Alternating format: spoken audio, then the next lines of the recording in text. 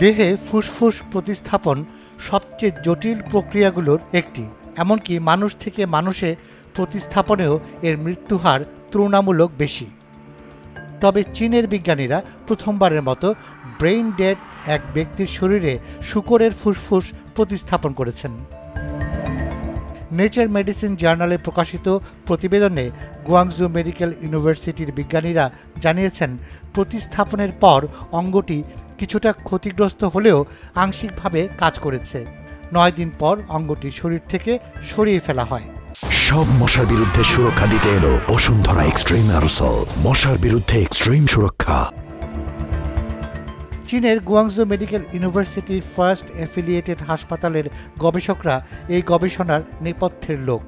যদিও গবেষণাপত্রে রোগীর পরিচয় প্রকাশ করা হয়নি, তবে তাকে 39 বছর বয়সী একজন পুরুষ হিসেবে বর্ণনা করা হয়েছে, যাকে মস্তিষ্কে রক্তক্ষরণের পর ব্রেইন ডেড ঘোষণা করা হয়েছিল। রোগীর পরিবারের সম্মতিতে চিকিৎসকরা তার দেহে শূকরের ফুসফুস প্রতিস্থাপন করেন। চিকিৎসকরা আশা করছেন ভবিষ্যতে অঙ্গ প্রত্যঙ্গ সংকটে ভোগা রোগীদের জন্য এটি একটি নতুন বিকল্প হতে পারে। তবে জানিয়েছেন, এই পদ্ধতিটি সাধারণ ব্যবহারের জন্য প্রস্তুত হতে অনেক সময় লাগবে। সময় লাগার কারণও ব্যাখ্যা করেছেন বিজ্ঞানীরা। তারা বলছেন, শূকরের ফুসফুস প্রতিস্থাপনের কয়েকদিনের মধ্যে আংশিক সুস্থতার কিছু লক্ষণ দেখা গেলেও তারা দেখতে পান রোগীর শরীর ধীরে ধীরে অঙ্গটি প্রত্যাখ্যান করতে শুরু করেছে।